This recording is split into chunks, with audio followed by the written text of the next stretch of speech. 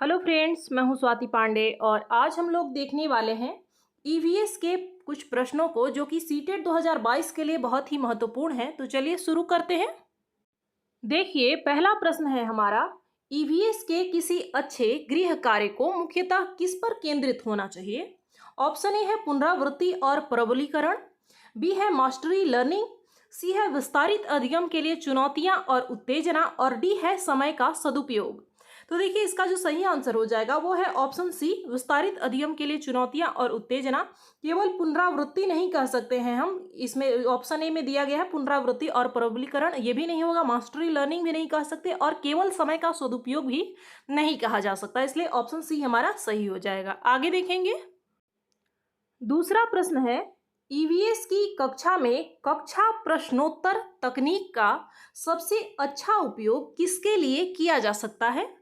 Option A है विद्यार्थियों का ध्यान आकर्षित करने के लिए, बी है शिक्षार्थियों में सीखने की जिज्ञासा उत्पन्न करने के लिए, आगे है प्रायोगिक कौशल को बढ़ावा देने के लिए, और डी है कक्षा में अनुशासन बनाए रखने के लिए। तो देखिए, इसका जो सही आंसर हो जाएगा वो है हमारा ऑप्शन बी, शिक्षार्थियों में यानी विद्यार्थियों में सीखने की जिज्ञासा को बढ़ाने के लिए हम लोग कक्षा में प्रश्नोत्तर तकनीक का प्रयोग करते हैं। आगे देखेंगे।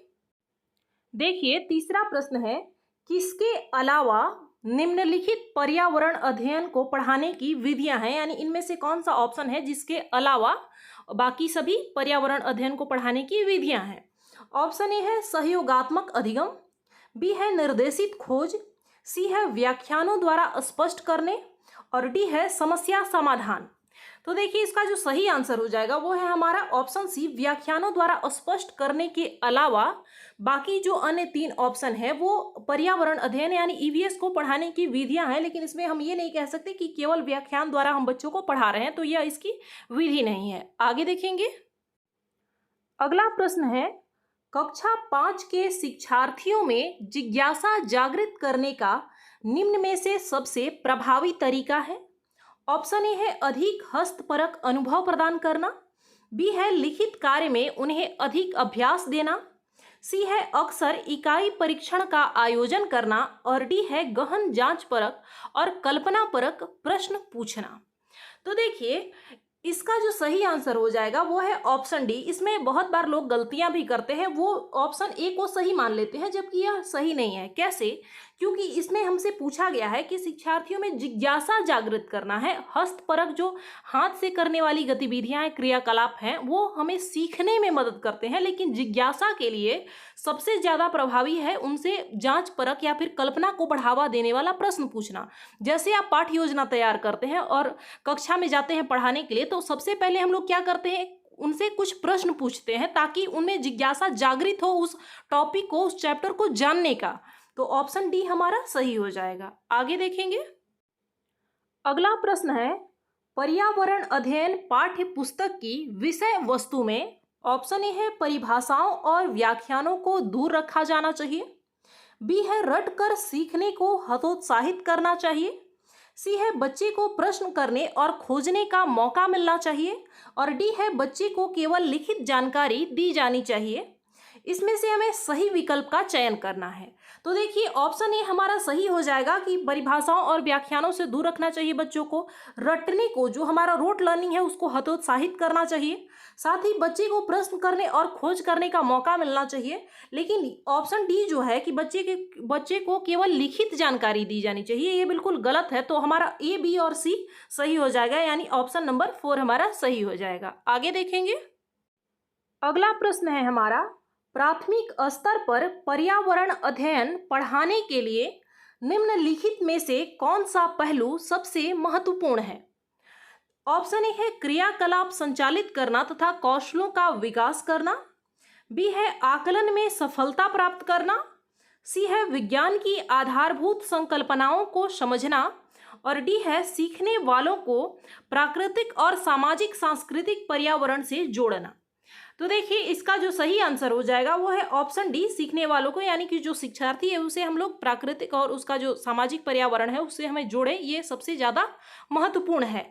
ये नहीं हो सकता है कि केवल आकलन में सफलता प्राप्त करना है, या फिर ईवीएस के अंतर्गत केवल विज्ञान की आधारभूत संकल्पनाएं समझाना ही नहीं कहा जा सकता है। ध्यान देंगे, यहाँ पे ईवीएस लिखा गया है। साथ ही केवल यह भी नहीं हो सकता है कि क्रियाकलाप संचालित करना और कौशलों का विकास करना। हाँ, यह भी हो सकता है, लेकिन जो सबसे उपयुक्त आंसर है वो है ऑप्शन डी। आगे देखेंगे।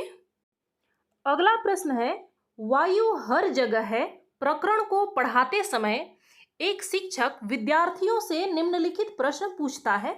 ऑप्शन ए है, क्या मृदा में वायु है? बी है, क्या पानी के अंदर वायु है?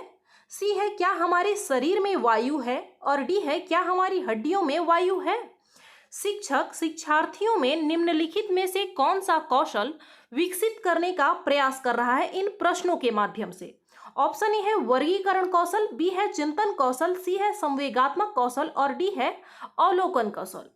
तो देखिए, इसका जो सही आंसर हो जाएगा वो है हमारा ऑप्शन बी, चिंतन कौशल। इस तरीके के प्रश्न करके शिक्षक उनका चिंतन कौशल विकसित कर रहा है कि अगर वायु हर जगह है तो वो कहाँ कहाँ हो सकता है। क्या मृदा में हो सकता है, यानी मिट्टी में हो सकता है? क्या पानी के अंदर है? क्या हमारे शरीर में है? तो इन प्रश्नों से वह चिंतन कौशल का विकास कर रहा है।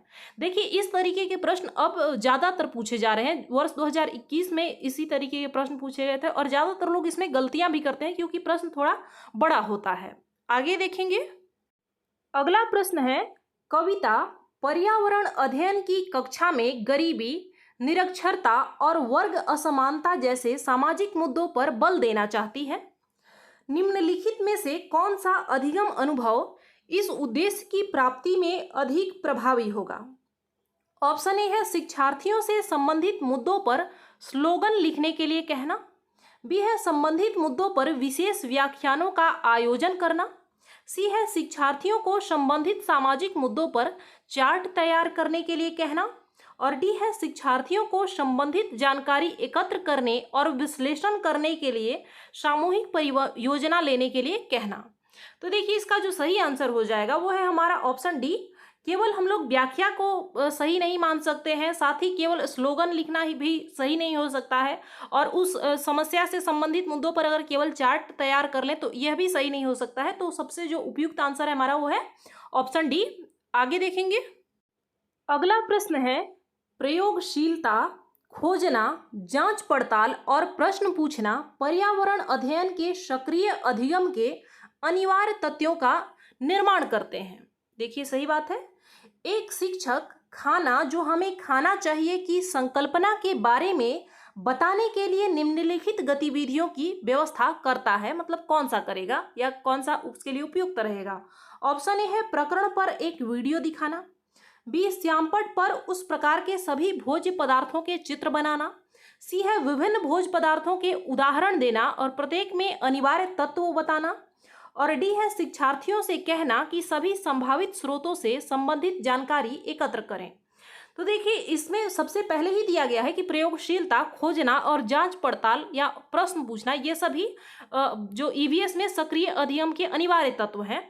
और इसको ध्यान में रखकर अगर हम देखें तो ऑप्शन डी हमारा सही हो जाएगा कि शिक्षार्थियों से स्वयं कहें कि वह सभी संभावित स्रोत से संबंधित जानकारी स्वयं इकट्ठा करें। ये नहीं कह सकते हैं कि केवल हम उन्हें एक वीडियो दिखा दें, या फिर ये नहीं कह सकते कि केवल ब्लैक बोर्ड पे हम लोग उनका भोज्य पदार्थों का जो खाना हम लोग खाते हैं उसका चित्र बना दें, तो यह भी नहीं हो सकता है। या केवल अगर उन्हें उदाहरण के द्वारा बता दें तब भी समझ में नहीं आएगा। बच्चा ज़्यादा एक्टिव इसमें है, ऑप्शन डी हमारा सही हो जाएगा। आगे देखेंगे। अगला प्रश्न है, पर्यावरण अध्ययन के शिक्षक के रूप में चिड़ियाघर के भ्रमण का आयोजन करने का मुख्य उद्देश्य होना चाहिए। ऑप्शन ए है, शिक्षा की गुणवत्ता के विषय में अभिभावकों को संतुष्ट करना। बी है, शिक्षार्थियों को आनंद और मजा उपलब्ध कराना। सी है, नित्य शिक्षण कार्यक्रम की एकरसता को बदलना। और डी है, शिक्षार्थियों को सक्रिय अधिगम अनुभव उपलब्ध कराना। तो देखिए, इसका जो सही आंसर हो जाएगा वो है हमारा ऑप्शन डी। हम केवल कक्षा के शिक्षण कार्यक्रम को एकरसता को बदलने के लिए ऐसा नहीं करते, केवल विद्यार्थियों के आनंद के लिए ऐसा नहीं करते, और न ही हम शिक्षा की गुणवत्ता के लिए, यानी हमारे यहाँ शिक्षा अच्छे प्रकार से दी जा रही है, इसके लिए हमें अभिभावकों को संतुष्ट करने की जरूरत नहीं है। तो ये तीनों ऑप्शन हट जाएगा, हमारा ऑप्शन डी सही हो जाएगा। आगे देखेंगे। अगला प्रश्न है, प्राथमिक स्तर पर मानचित्रांकन सीखने से शिक्षार्थियों में निम्नलिखित में से किस कौशल को बढ़ावा मिलता है? देखिए, ये वो प्रश्न है जो कि लगभग अभी तक सीटेट में 10 बार से अधिक बार पूछा जा चुका है। ऑप्शन ए है, साफ सुथरा रेखांकन। बी है, गणनाएं और अनुमान। सी है माप के अनुसार चित्रण करना और डी है सापेक्ष स्थिति और दिशा बोध की जानकारी। तो देखिए इसका जो सही आंसर हो जाएगा वो है हमारा ऑप्शन डी, सापेक्ष स्थिति और दिशा का हमें ज्ञान होता है। आगे देखेंगे, अगला प्रश्न है पर्यावरण अध्ययन पाठ्य पुस्तक की विषय वस्तु में ऑप्शन ए है परिभाषाओं और व्याख्यानों को दूर रखा जाना चाहिए, बी है रट कर सीखने को हतोत्साहित करना चाहिए, सी है बच्चे को प्रश्न करने और खोजने का मौका मिलना चाहिए और डी है बच्चे को केवल लिखित जानकारी दी जानी चाहिए। तो ऑप्शन ए, बी और सी हमारा सही हो जाएगा। ऑप्शन डी जो है वो गलत है, केवल लिखित जानकारी हम लोग नहीं देते। तो इस प्रकार से हमारा ऑप्शन डी सही हो जाएगा, ए, बी और सी। आगे देखेंगे, अगला प्रश्न है खाद्य श्रृंखला की संकल्पना को पढ़ाने में विद्यार्थियों की अधिकतम भागीदारिता के लिए निम्नलिखित में से कौन सी शिक्षण व्यूह रचना सबसे प्रभावी होगा। ऑप्शन ए है विद्यार्थियों को इंटरनेट से संबंधित जानकारी एकत्रित करने के लिए कहना, बी है श्यामपट्ट पर लिखी विभिन्न खाद्य श्रृंखलाओं के सभी उदाहरणों को देखकर लिखने के लिए विद्यार्थियों से कहना, सी है जीवों को प्ले कार्ड्स बनाना और विद्यार्थियों के समूह को विभिन्न खाद्य श्रृंखलाओं को सोचते हुए उन्हें व्यवस्थित करने के लिए कहना, डी है विभिन्न आवासों में चलने वाली संभावित खाद्य श्रृंखलाओं की खोज करने के लिए विद्यार्थियों को कहना। तो देखिए ये ऑप्शन तो हमारा गलत हो गया कि केवल जो हम लोग ब्लैक बोर्ड पे लिख रहे हैं उसको विद्यार्थी देख के लिखेंगे, यह तो गलत हो गया।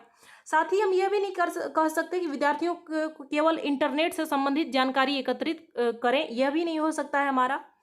ऑप्शन डी में क्या कहा गया है कि विभिन्न आवासों में चलने वाली संभावित खाद्य श्रृंखलाओं की खोज करने के लिए विद्यार्थियों को कहना। अब ऐसा नहीं है कि खाद्य श्रृंखला के अंतर्गत तो शेर बाघ भी आते हैं, तो अब ऐसा नहीं कहेंगे कि वहां गुफा में जाके या फिर जंगल में जाके आप लोग देखें कि कौन किसको खा रहा है, कौन किसे खा रहा है, ऐसा नहीं है। तो ऑप्शन डी भी हमारा गलत हो जाएगा। इसके लिए सबसे जो उपयुक्त आंसर है वो है हमारा ऑप्शन सी, जीवों को प्ले कार्ड्स बनाना है कि कौन की तस्वीरें बनाना है और उसके बाद उन्हें विभिन्न समूह में विद्यार्थियों को बांटकर और उन्हें इन कार्डों को दे देना है और जिससे वो व्यवस्थित करेंगे कि कौन किसे खाएगा, शेर बकरी को खाएगा या बकरी शेर को खाएगा और बकरी किसे खाएगी। तो इस प्रकार उन्हें व्यवस्थित करना है। ऑप्शन सी हमारा सही हो जाएगा। आगे देखेंगे, अगला प्रश्न है पर्यावरण अध्ययन की कक्षा में अवधारणाओं को स्पष्ट करने के लिए कविताओं और कहानी कथन का प्रयोग करना। ऑप्शन ए है बच्चों में विद्यमान भाषिक एवं सांस्कृतिक विविधता को ध्यान में रखता है, बी है उचित दिशा में बच्चों की ऊर्जा को संकेंद्रित करता है, सी है पाठ को आनंदमय और रोचक बनाने में मदद करता है और डी है स्थानीय एवं विश्व स्तर पर संसार की प्रकृति को खोजने और कल्पना करने की योग्यता को विकास करने में मदद करता है। तो देखिए इसका जो सही आंसर हो जाएगा वो है हमारा ऑप्शन डी। यह जब पूछा गया था तो उस समय बहुत लोगों ने गलतियां की थी, उन्होंने ऑप्शन ए लगाया था, जबकि यह गलत है। क्यों?